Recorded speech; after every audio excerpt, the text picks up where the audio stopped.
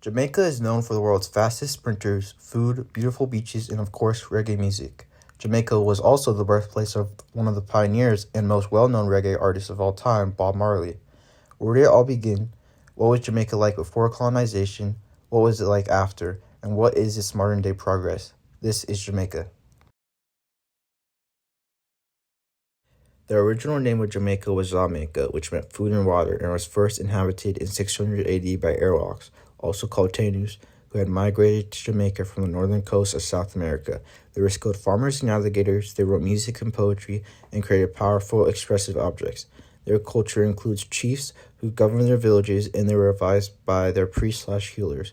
The chief enjoyed privileged life with gold and wealth. The Tainu lived in settlements which varied in size depending on location. The Tonus ate mostly vegetables, fruit, meat, and fish. Overall, the Tonus lived a peaceful life and were calm in nature. Christopher Columbus was the first European to reach Jamaica on the 25th of June, 1503, after a storm beached his ship. They were stranded on the island for 1 year and described the Tainu in notes as naked as the day they were born, and called the land Jamaica as a translation from Jamaica. The Spanish would then own Jamaica and force Tainus into slavery by the 16th century. They started to import West African slaves in Jamaica to work. All of the Tainu would die because of the disease brought on by the Spanish. Britain would come to the island wanting it and fought with Spain over it, and Britain won. The Battle of Rio Nuevo. During this, many slaves escaped and fled to the highlands. They would create their own society called Maroons. Now the island of Jamaica has a population of 4,000 colonizers, 0 Tainu, and the other half of the population being slaves. Resistance to slavery in Jamaica was a daily occurrence among the slave population. The Maroons who escaped split into 2 groups, the Leeward Maroons, living in cockpit country, which has big hills and ridges, and the Windward Maroons over in the Blue Mountains. Both groups set themselves up in inaccessible areas and conducted guerrilla campaigns against the British to fight back. They would raid plantations and help free slaves. The British became tired of this, and the 2 groups made peace with Britain, granting them land and freedom. In 1831, December 25th, war broke out against the slaves and the owners. It was led by native Baptist preacher Samuel Sharp, and enslaved black workers demanded more freedom and a working wage. They took an oath to stay away from work until their demands were met by the plantation owners. It became the largest slave uprising in the British West Indies, mobilizing as many as 600 of Jamaica's 30,000 slaves. The rebellion was violently put down by the British.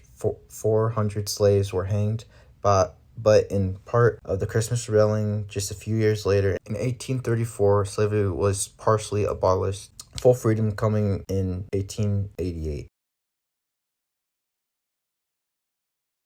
Jamaica would fully gain its independence on August 6, 1962. After more than 300 years of British colonial rule, it was freed by Princess Margaret with full dominial status within the Commonwealth, and is now celebrated in Jamaica on its Independence Day on August 6 with festivals and parades. Jamaica adopted a democratic parliamentary system of government. The country aimed to diversify its economy by focusing on industries like mining, manufacturing, and tourism, in order to reduce its dependence on agriculture. However, Jamaica faced challenges including high poverty rates, income inequality, and economic shocks from external sources. In the 1970s, efforts to nationalize industries led to economic stagnation. To stabilize the economy, structural adjustment programs were implemented in the 1980s. Since then, Jamaica has made reforms to attract foreign investment and improve management. Despite these efforts, the country still struggles with issues such as high debt, crime, unemployment, and poverty. To address these challenges, the government is working on improving all these things, such as education and healthcare.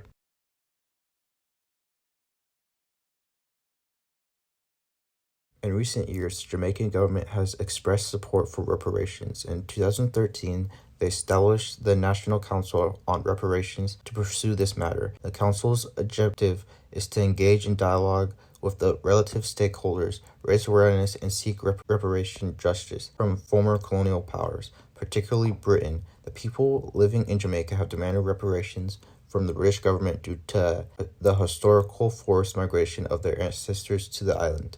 The movement has gained momentum with the hashtag 60 Reasons, and both the people and the government pursue in their call for reparations from Britain. Jamaica has seen impressive progress in its economy, education, infrastructure, and sports.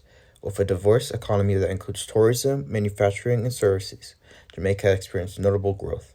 The nation's athletes, particularly sprinters like Usain Bolt, have achieved global recognition and made a significant impact in the world of sports. Additionally, Jamaica's culture contributes are amplified by legendary musicians Bob Marley, who popularized reggae music worldwide. The country's commitment to education and infrastructure development further highlights its dedication to progress, from improving access to quality education to enhancing transportation networks and facilities. Jamaica continues to thrive and leave its mark on the global stage.